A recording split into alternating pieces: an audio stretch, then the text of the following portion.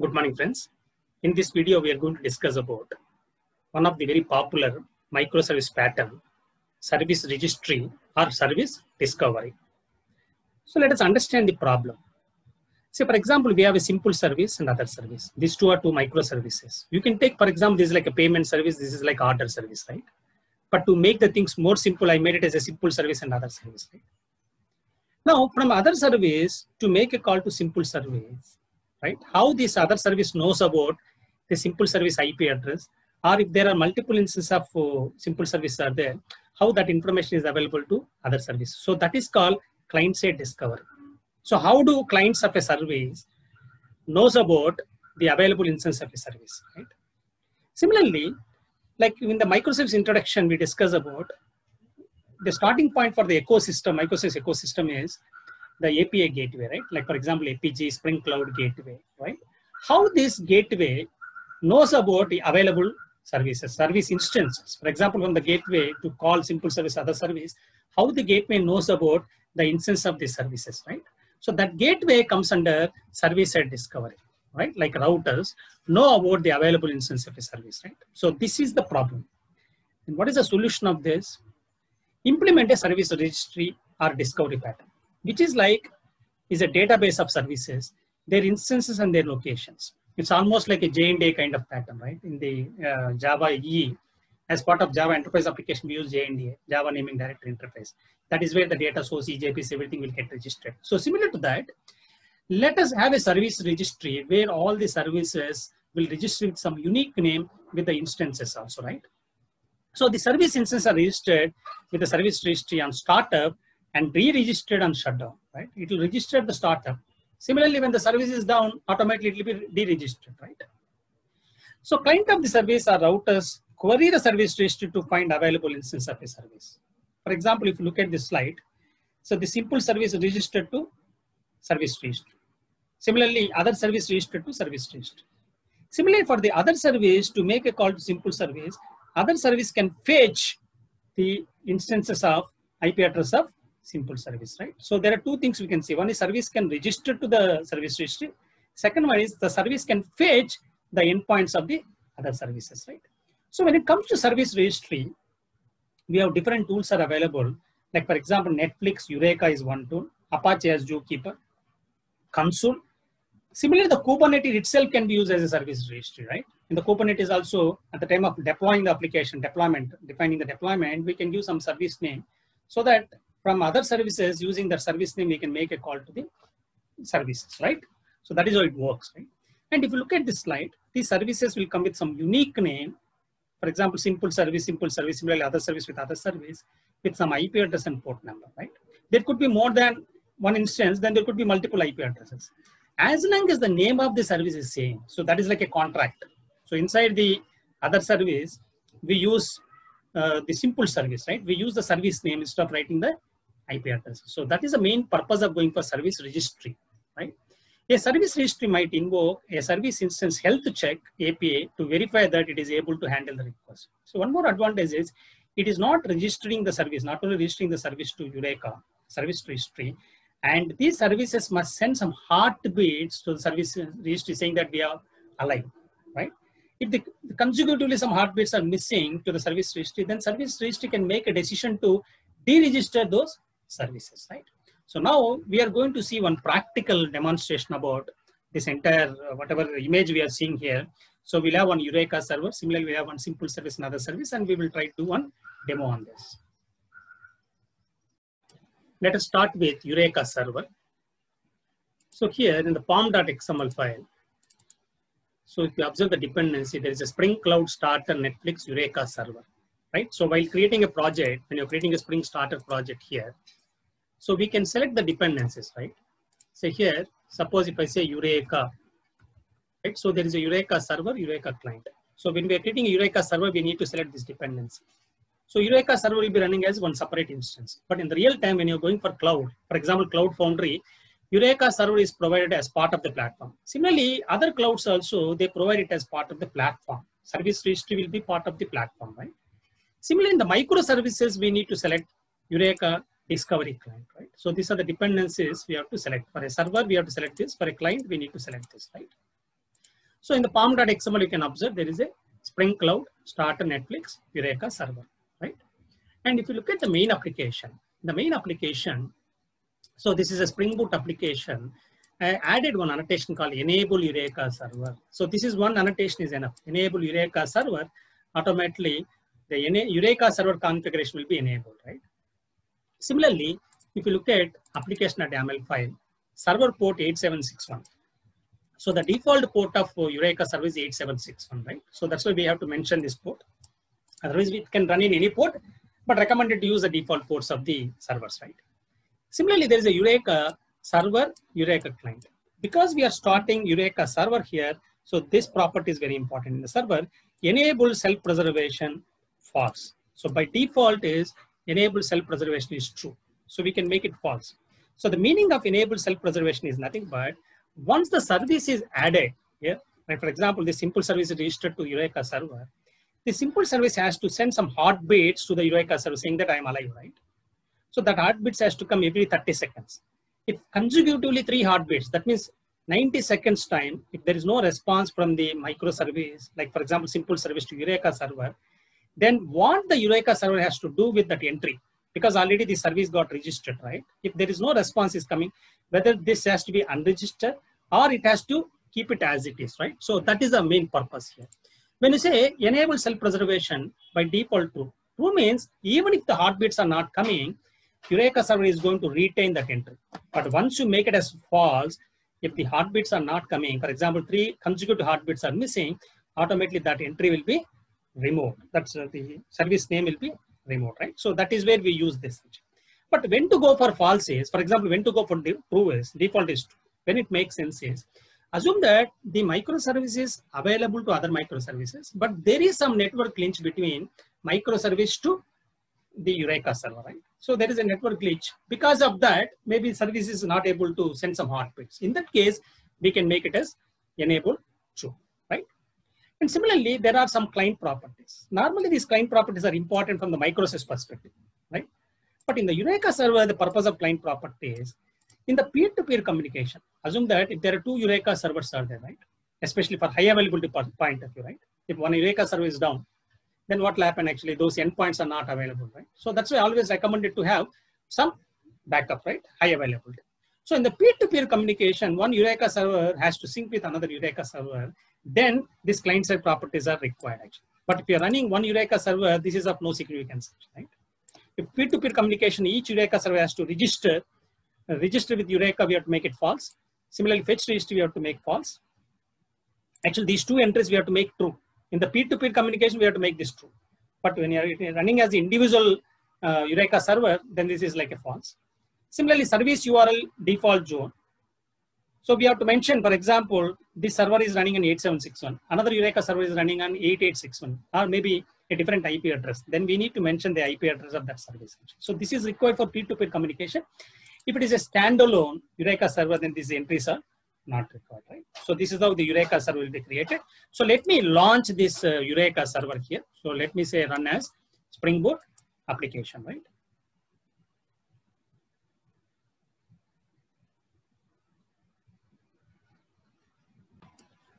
So now here, if you observe, the Eureka service started in port number 8761, right? So if you want to see this, we can go to browser, type localhost, so 8761, enter, right? So we can see the Eureka server here. So here you can see the self-preservation mode is turned off because we made it false, right? It is turned off. This may not protect instance expiry in case of network or other problems, right? Because if the heartbeats are not coming, so that entry will be removed, right? Instances currently registered with Eureka, there is no instances because we have not yet started any microservice. That is why you are not seeing anything here, right? So in the simple service, pom.xml, we can see the dependencies, right? So there is a Spring Boot starter web. Because we are developing one RESTful web service, there is a Spring Boot starter web. Similarly, there is a Spring Cloud starter Netflix Eureka client. So this is important, right? Because here we are starting this as a microservice, RESTful web services. Similarly, this is also RESTful web service. So this must register to here, right? For that, we need to have the dependency, right? So that dependency is added here, right? And this is a normal Spring Boot application with enable discovery client. So this annotation is required. Enable discovery client. Actually, we have enable Eureka client also. But when you write enable Eureka client, so this can connect to only Eureka server. But when we put enable discovery client, this is a generic connotation. So it can connect to Zookeeper, Eureka, or maybe like comes to any other service registry, right? So this will be common annotation, right? Similarly, if you look at the controller here, there is a REST controller. So there is only one get mapping which is returning faith, right? For example, this service is going to return faith. Okay, let me launch this application. But before that, in source main resources, application.yaml. So here server port is 8080. Even if it is not given, also default port is 8080. Similarly, the name of the application, because it must register to Eureka server, right, with some unique name. So that name we need to mention, name of the application. So for example, simple service, right? This name must be unique across the microservices. Similarly, there's a Eureka client. Here we have to mention register with Eureka true.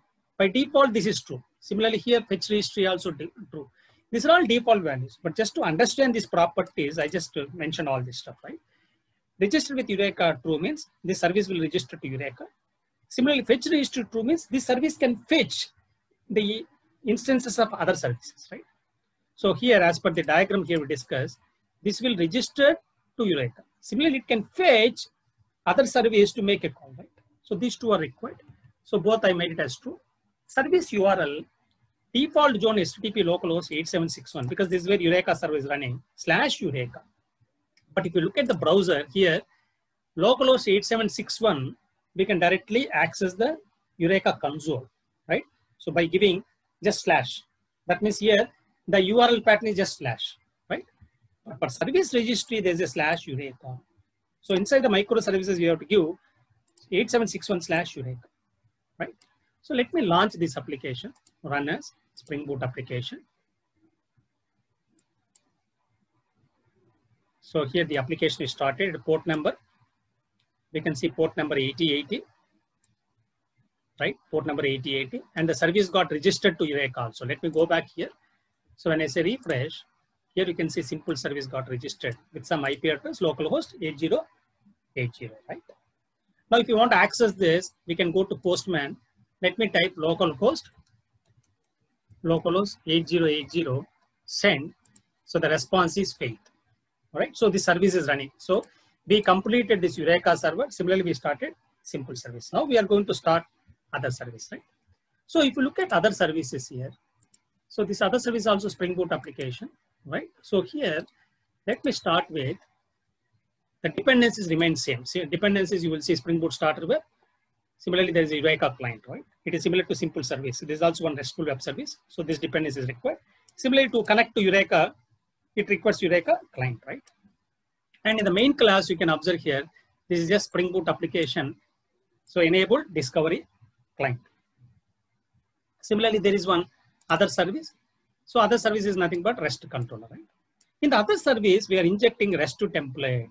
So the main purpose of this is REST template is, so to call other RESTful web services, we need to use REST template, right? For example, here we are calling REST template dot get for object, HTTP simple service. So this is name of the service here. We are going to refer to the name of the service, right? We are not hard coding the IP address, right? And this service is going to return string value. So we can use REST template dot get for object. Similarly, there are other methods, exchange, there are different methods which are available with REST template, right? You know, Spring is known as a template pattern, right? A template framework. It provides template for JDBC template, Hibernate template, similarly Quartz template, Kafka template. Similarly, we have a REST template. So advantage of this template, it simplifies the invocation of RESTful web services, right? So this service is going to return some value string, for example, faith. And here we are enriching with unshakable, so that whenever we hit other service, so the response will come as unshakable faith, right? But whenever we want to use REST template here, auto void, in the main class, we have to define REST template with @bin, right? Because this is known as configuration bin. But interesting point is, REST template came before Spring Cloud Components came, right? So REST template would expect the IP address here. We have to give IP address, but we are giving some Eureka service name, right? But by default, REST template doesn't know anything about Eureka server. Even though we added this annotation, so REST template by default doesn't have that functionality, right? So by decorating this REST template with a load balance, so this load balance is coming from, load balancing annotation is coming from Spring Cloud, Spring Framework Cloud, client load balance. right? So this will provide the Eureka functionality. So with the help of this, now the REST template can look up to Eureka server. And another advantage of the load balancing would be, if there are multiple instances of simple service, then typically this will work like client-side load balance. Like by default, it will be like round robin, right? So that whenever a other service calls simple service, first request goes to first instance of simple service, second request goes to second instance of simple service, right? And in the application.yaml file, if you see, here server port is 8081 because all these are running in the same physical box, right? So port numbers must be unique. But when you're using horizontal servers, so then we can use the same ports, maybe IP address are different, right? And here Eureka client configuration same as simple service. Here also we mentioned register with Eureka true, so that the service will register to Eureka. Similarly, it can fetch register true, it can fetch other services. And where is the Eureka server default, right? If there are more than one Eureka server, then we can say another Eureka server separated by comma, right? Spring application name is other service. So this is important. We have to provide unique name. So let me launch this application, run as Spring Boot application, right? So now, here you can see this application started in which port? 8081. So in the boot dashboard, if you observe here, boot dashboard, local, we can see all the three are running now here. So Eureka service running, simple service running, other service running, right? Even if you want to restart anything, I can right click here. There is a restart option. We can restart it, right? So now other service also we started. So let us go to Postman. Let me hit localhost 8081. So what is the expected outcome? Actually, it has to give unshakable faith, right? When I say send here, so the output is unshakable faith. Similarly, if I go to Eureka server, when I say refresh it, so there is a simple service as well as we are getting other service, right? Now, if you look at REST template, like we discussed about REST template, right? So when I say REST template, if I refer to the documentation, so here you can see version 5, I'm saying, for example, Spring version 5, what is mentioned? As of 5.0, this class is in maintenance mode with only minor requests for changes and bugs can be accepted. So that means there are no more further developments on REST template.